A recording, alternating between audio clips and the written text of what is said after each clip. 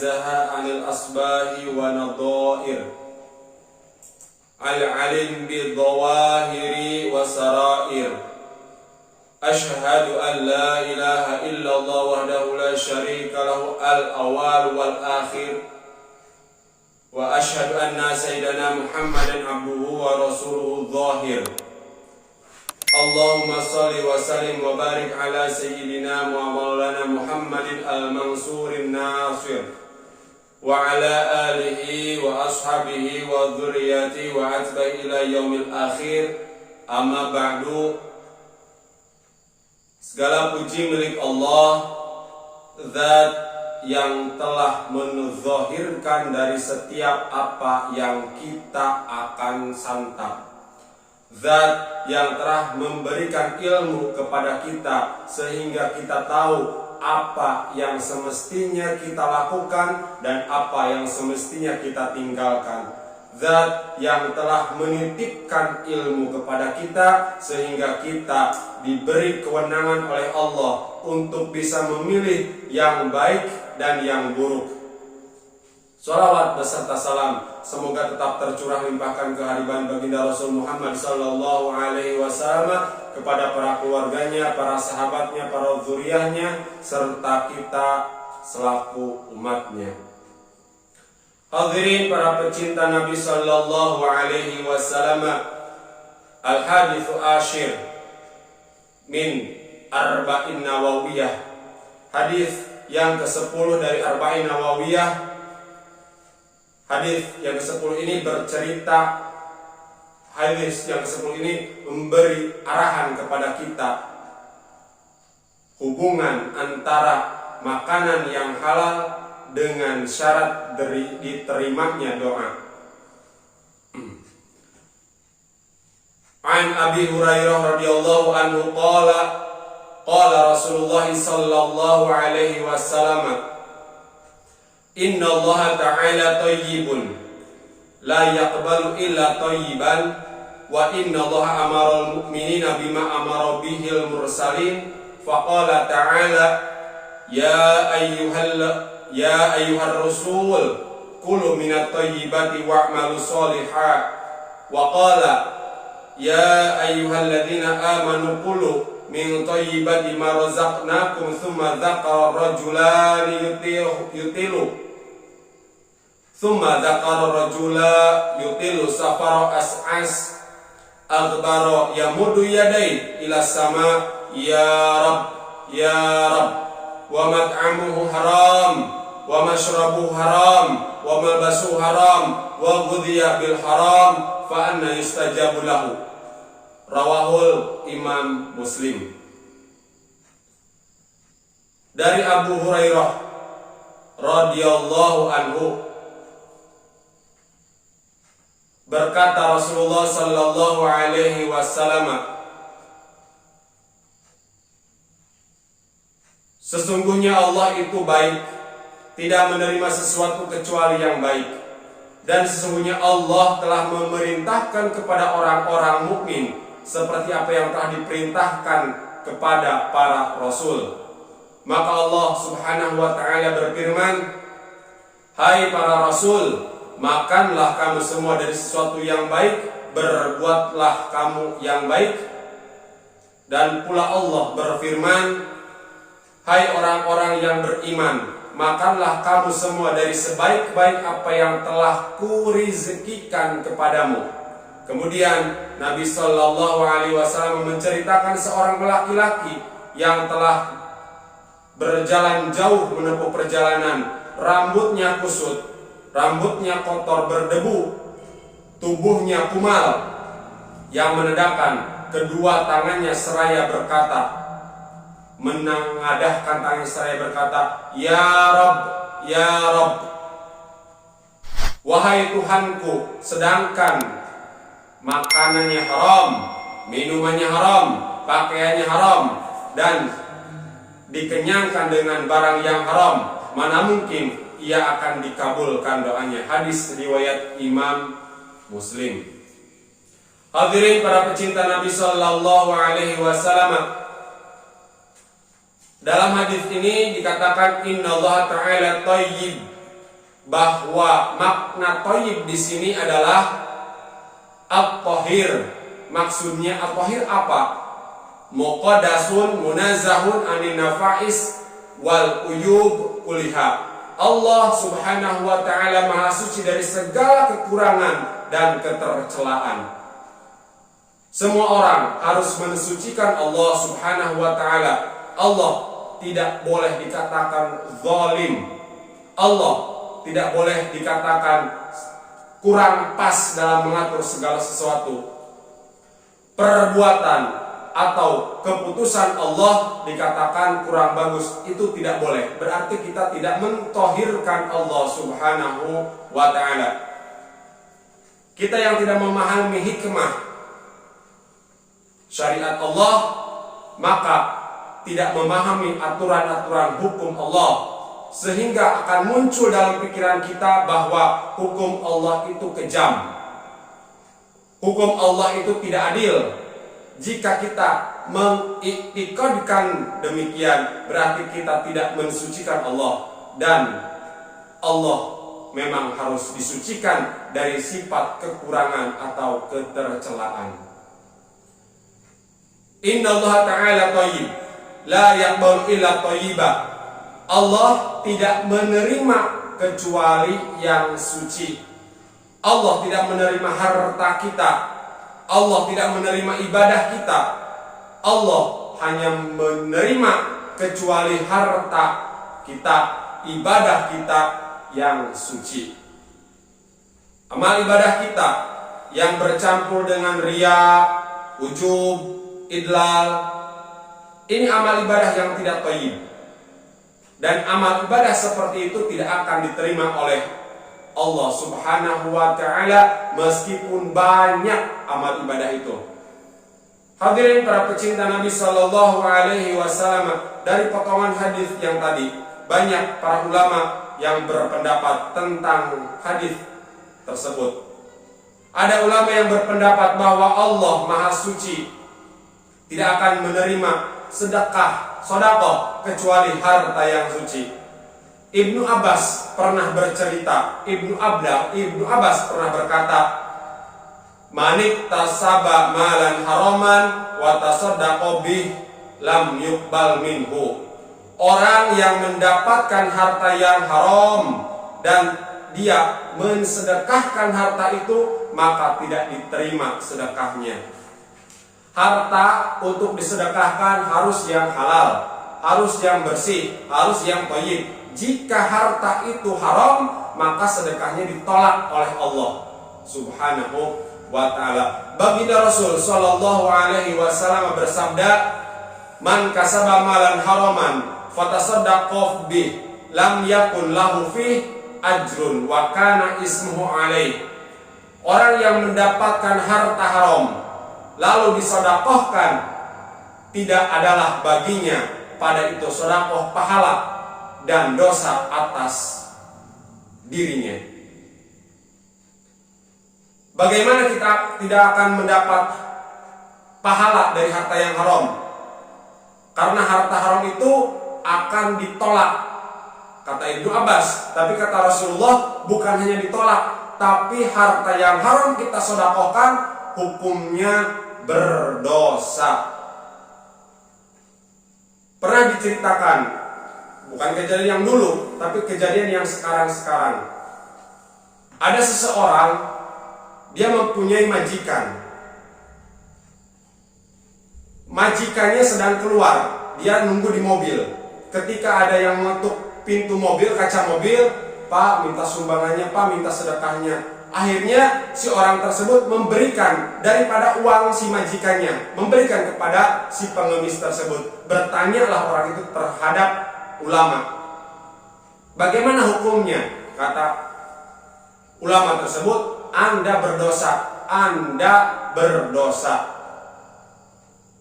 Mengapa? Karena yang diberikannya itu adalah harta majikannya. Belum tentu majikannya mengizinkan, belum tentu majikannya ridho harta itu disedekahkan. Meskipun si majikannya banyak uang, tanpa ada izin, jangan sesekali kita mensedekahkan harta orang lain. Apalagi kalau harta itu adalah harta yang haram, berdosa.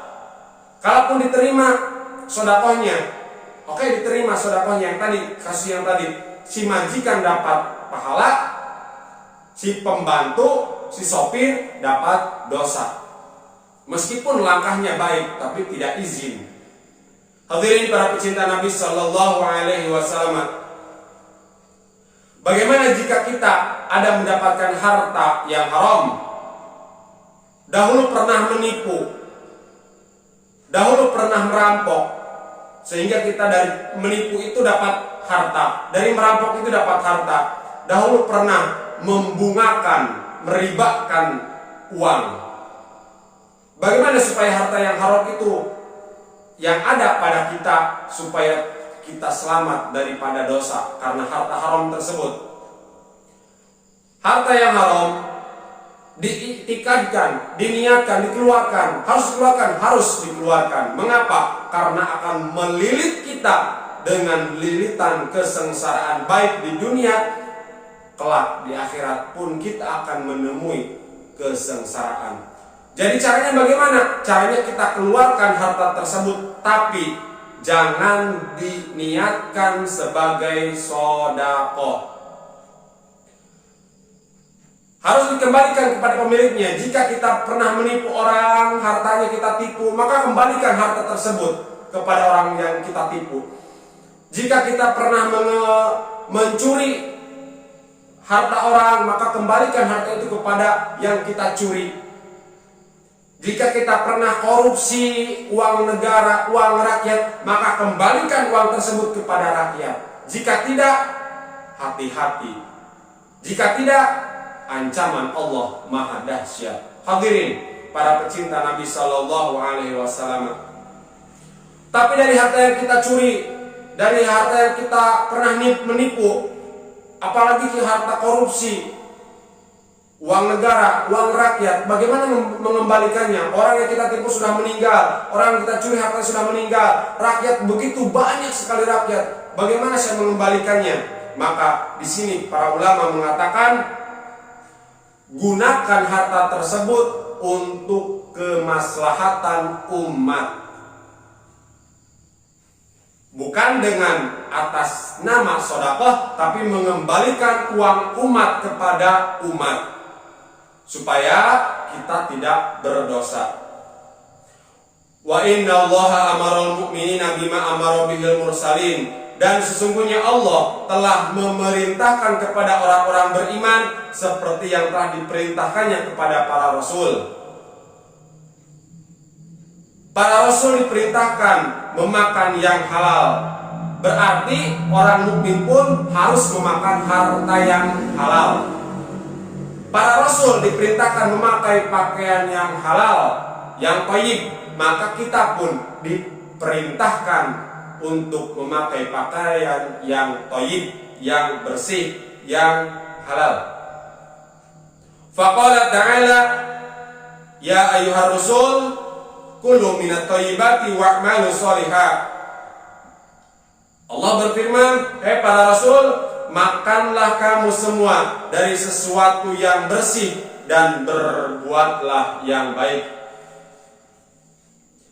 Para ulama tafsir, hadirin para pecinta Nabi Sallallahu Alaihi Wasallam, susunan kalimat ini mengandung arti makanlah yang halal dan berbuatlah amal yang solih. Berarti maknanya sebelum beramal kita harus makan dulu. Bagaimana kita bisa beramal ibadah? Bagaimana kita bisa berbuat, melakukan pekerjaan yang baik sementara kita belum makan? Lelah, capek, tidak akan ada tenaga untuk sholat saja. Kita harus makan dengan menegakkan tulang belakang supaya kita berdiri dengan tegak. Tapi syaratnya makanannya itu harus halal. Mengapa harus halal? Karena ketika kita makan dari makanan yang tidak halal, kita memakan makanan yang haram, maka kita tidak bisa beramal soleh. Silahkan saja cek fakta, cek and recheck fakta, bahwa jika seseorang memakan makanan yang haram, susah untuk berbuat soleh. susah untuk berbuat baik. Orang itu memakan makanan yang haram, tapi bisa berbuat baik. Oke? Kasus berubah. Yang tadinya orang memakan harta yang haram tidak bisa berbuat baik, ada. Dia memakan harta yang haram banyak, dia tukang korupsi, dia tukang nyolong, dia tukang nipu, tapi bisa berbuat baik. Ketahuilah hadirin, para pecinta Nabi Sallallahu Alaihi Wasallam, amalnya tidak akan diterima oleh Allah Subhanahu wa Ta'ala. Wa qala ta'ala, Allah berfirman lagi, ya ayyuhalladzina amanu kulu min thayyibati ma razaqnakum washkuru lahu in kuntum iyyahu ta'budun.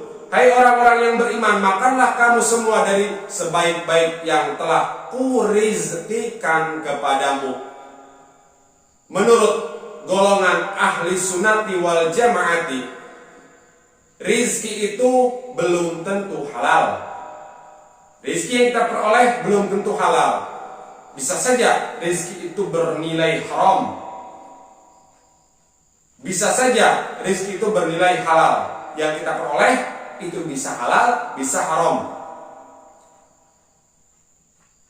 Maka jika meminta rizki kepada Allah, ya Allah berikan saya rizki yang halal.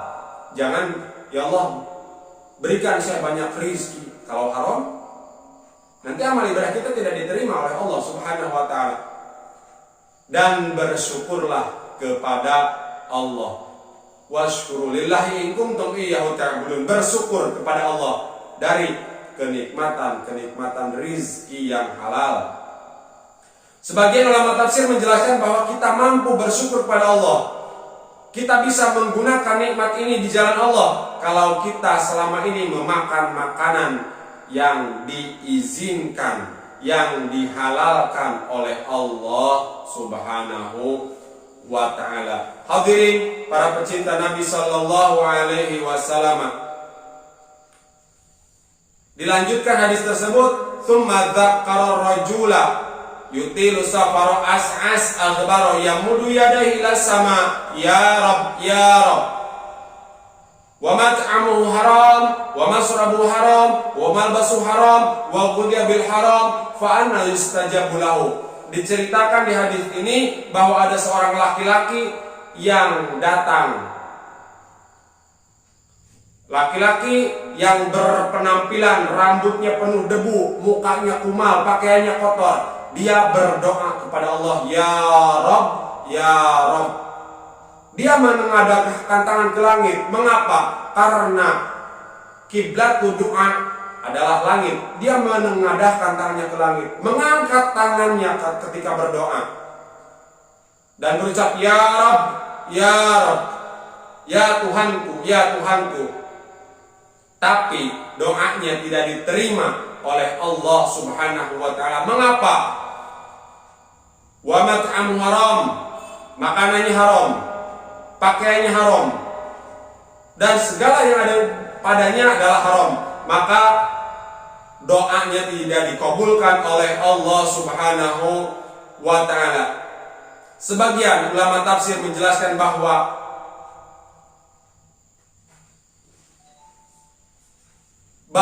ketika kita memakan, bahwa kita meminum, bahwa kita berpakaian, bahkan darah kita bercampur daripada makanan yang haram, Allah tolak ibadah kita. Meskipun kita mengeluarkan banyak dana untuk beribadah tersebut. Misalkan hajinya jadi mardud, tidak jadi haji mabrur.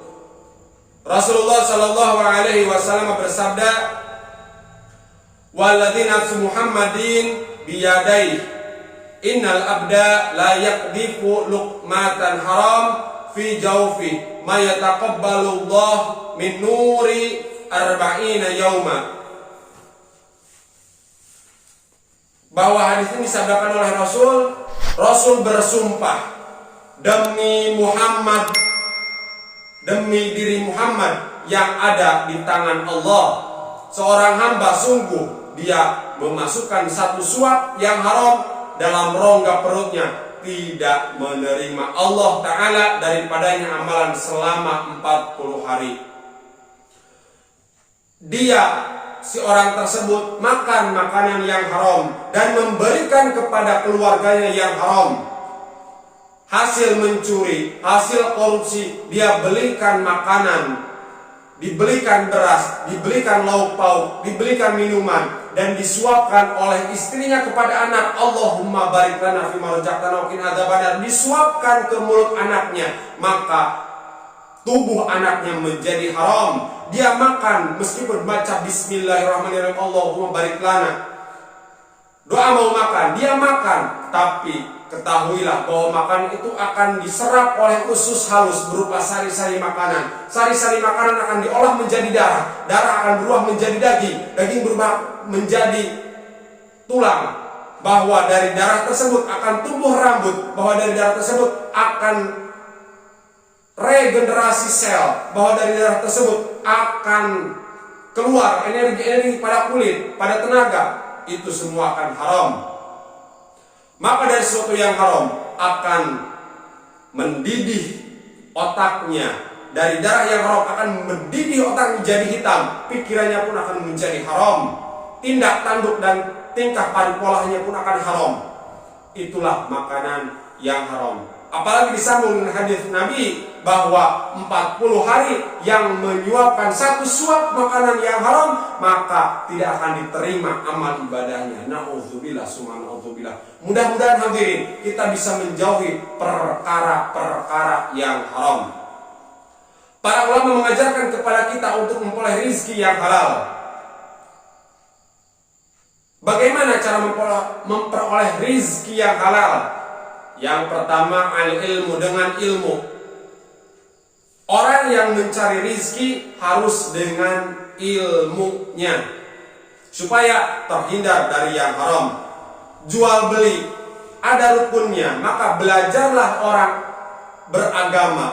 Ketika dia jadi penjual, ketika dia jadi pedagang, ketika dia jadi bisnismen, menjadi seorang entrepreneur, maka dia harus mempunyai ilmu tentang jual beli yang disyaratkan, yang ada rukunnya pada Islam. Dia belajar agama, tidak yang lain kecuali belajar agama tentang jual beli, maka dia akan selamat dari harta yang haram. Pinjam meminjam ada rukunnya, maka ketika pinjam meminjam kita harus tahu hukum dasar rukun dan lain sebagainya, yang boleh dan yang tidak boleh. Tentang utang piutang juga kita harus tahu bagaimana hukum utang piutang, supaya kita mendapatkan harta yang halal, terbebas daripada yang haram. Apalagi rukun, jual beli ada rukunnya, pinjam meminjam ada rukunnya, utang piutang ada rukunnya. Jika salah satu rukun terlewatkan, maka tidak sah itu jual beli, tidak sah itu pinjam meminjam, tidak sah itu utang piutang. Maka transaksi yang dilakukan batal. Dari kebatalan itu maka akan menghasilkan yang haram. Untuk memperoleh rizki yang halal, yang pertama al-ilmu, dengan ilmu. Yang kedua, al-ihtiyat fil kasbi, berhati-hati dalam usaha, berhati-hati dalam bekerja. Warok, hati-hati, tidak gegabah. Hati-hati dalam pekerjaan yang hasilnya tipis atau hasilnya dekat dengan sesuatu yang haram. Hati-hati, pekerjaan tersebut ada yang tipis-tipis dengan menghasilkan sesuatu yang haram. Maka harus kita berihtiyat, berhati-hati. Yang ketiga, syarat supaya mendapatkan harta yang halal, terhindar daripada yang haram, ad-du'a ilallah ayyarzuqahul halal. Berdoa kepada Allah supaya diberikan harta yang halal, supaya diberikan rezeki yang halal. Hadirin para pecinta Nabi Sallallahu Alaihi Wasallam, mudah-mudahan Allah Taala memberikan kepada kita kekuatan bibarakat Nabi Muhammad Sallallahu Alaihi Wasallam. Kita memperoleh, kita memakan sesuatu yang halal, kita memakai pakaian dari sesuatu yang halal, kita melakukan aktivitas dengan fasilitas kegiatan kita dari yang halal, supaya kita doanya diterima, ibadahnya diterima, dan kita akan tersenyum menghadap Allah di surga bersama baginda Rasul Muhammad sallallahu alaihi wasallam. Mohon maaf al-fakir atas segala kekurangan dan kekhilafan. Terima kasih atas segala perhatian. Wallahul muwaffiq ila aqwamit thoriq. Wassalamualaikum warahmatullahi wabarakatuh.